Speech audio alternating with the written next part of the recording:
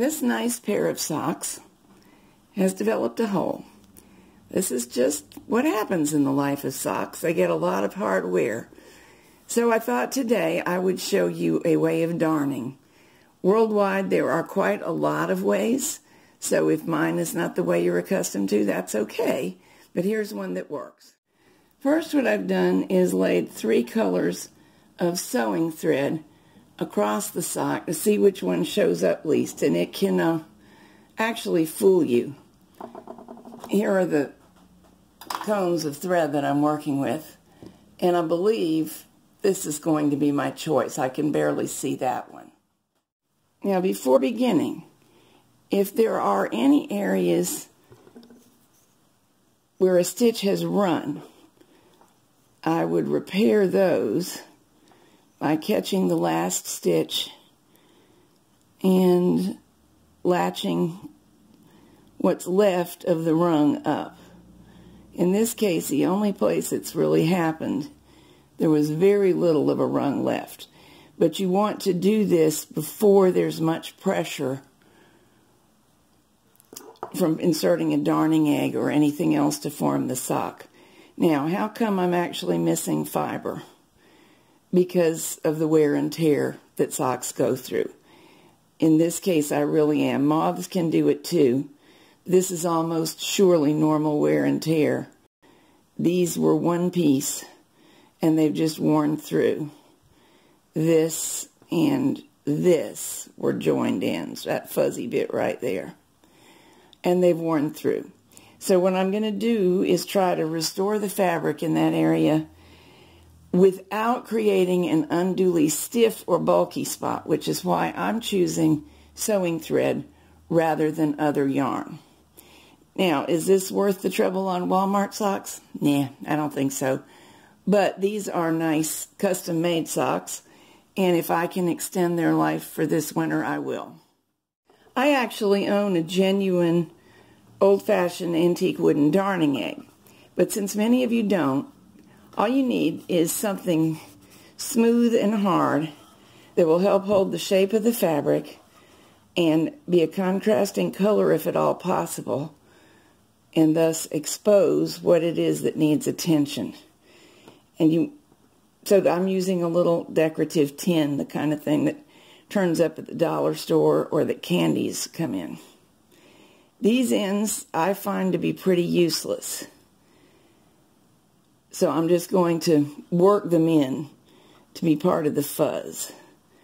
And I'm going to come up here anywhere there's a really good stitch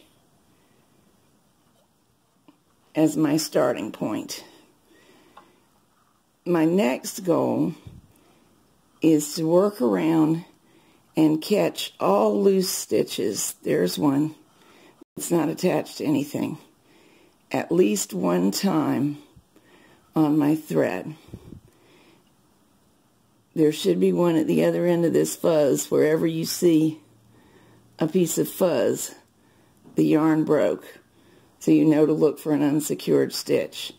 Right now we're not worried about looks.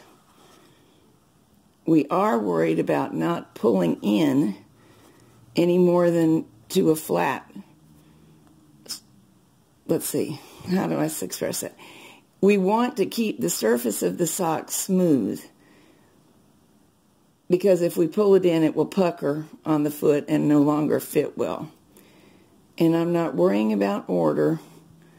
I'm just making sure that everything that isn't secured becomes secured. Working in and out to reach loose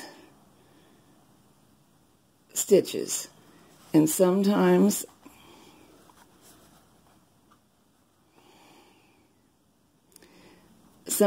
that means securing them to a stitch next to them, which is not an original knitting technique. But we want fabric that doesn't have any breaches in it.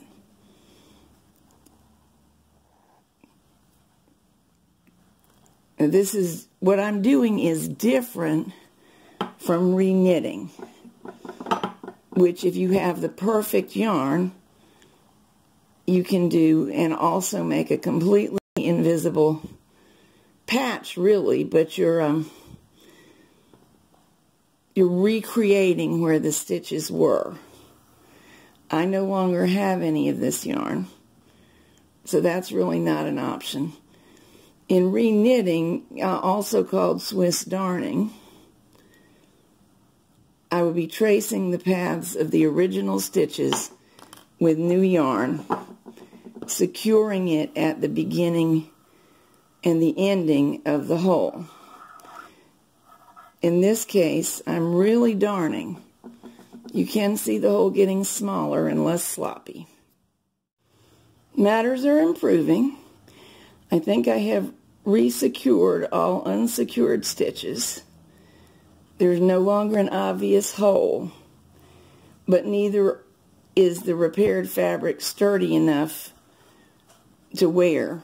Within a day it would come apart again. So I'm now working the needle in and out,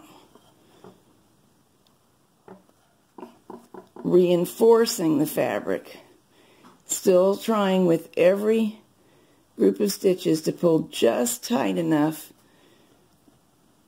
to achieve the original fabric texture and tension, and no tighter. I work from the outside, but it's also an acceptable technique to work from the inside.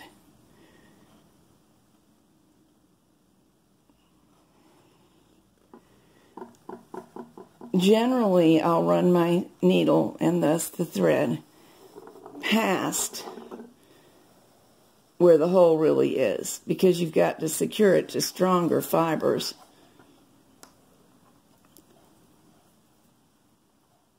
If you just secure it where they're already damaged, it won't hold up very well.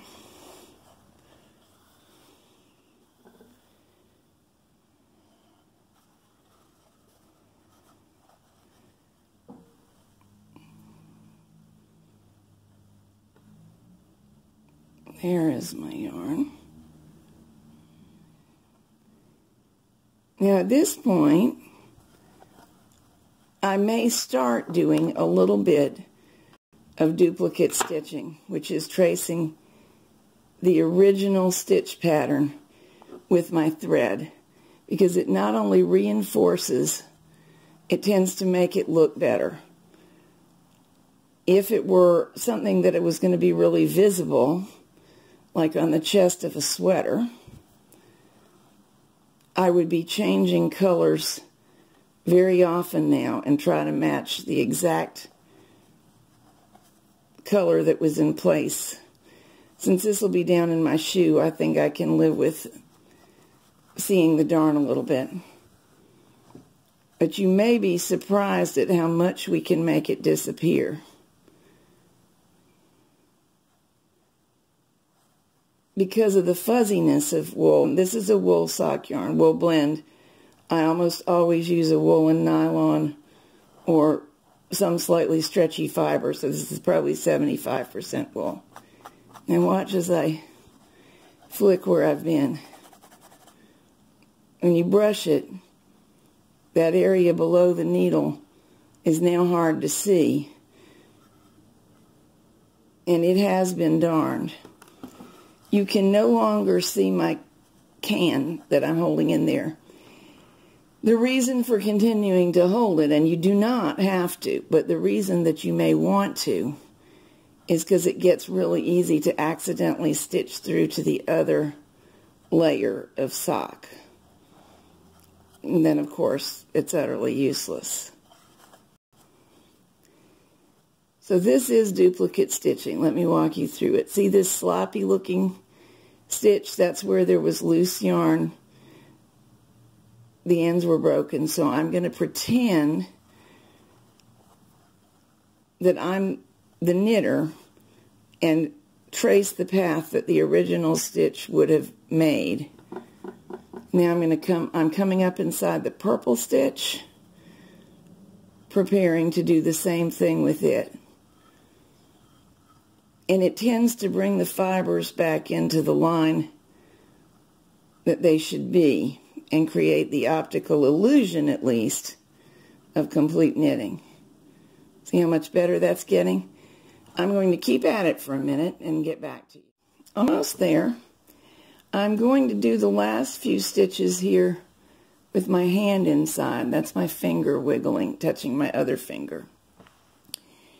Honestly, if you're a very good seamstress and comfortable with it, this can be a good way to do the whole project, because it allows you to smooth it out just to the degree that you want. I'm going to work my needle in to over here. That stitch looks a little wonky to me. It's not really part of the darn, but having spotted it, I think there's a compromised fiber there, and let's take care of it while we're at the job. One nice thing about using sewing thread to do this is if I think it needs to be stitched twice to secure it properly, I can without creating undue stiffness. If I were using the sock yarn again, that would just be too darn much.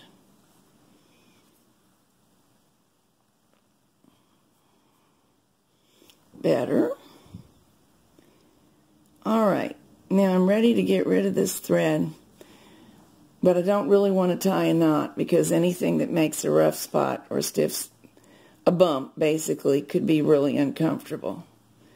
So I'm working over and under and even into half stitches and into the fibers. Going one direction and doing it back the other direction nearby. If I'm concerned about security, I can even do it a third time. I will, since I'm trying to set a good example here.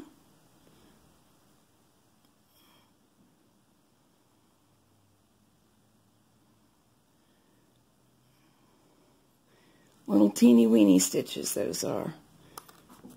Now I'm going to snip it flush with the fabric and kind of stretch things back into shape. There's the repair. It is by no means perfect looking, but neither is it bad. And after washing and drying and brushing a little bit, it gets better looking.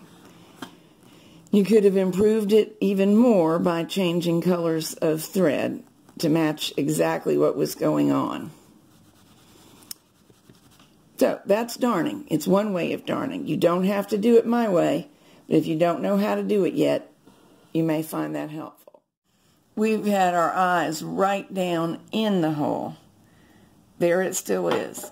I can easily see it, but it's not all that bad looking.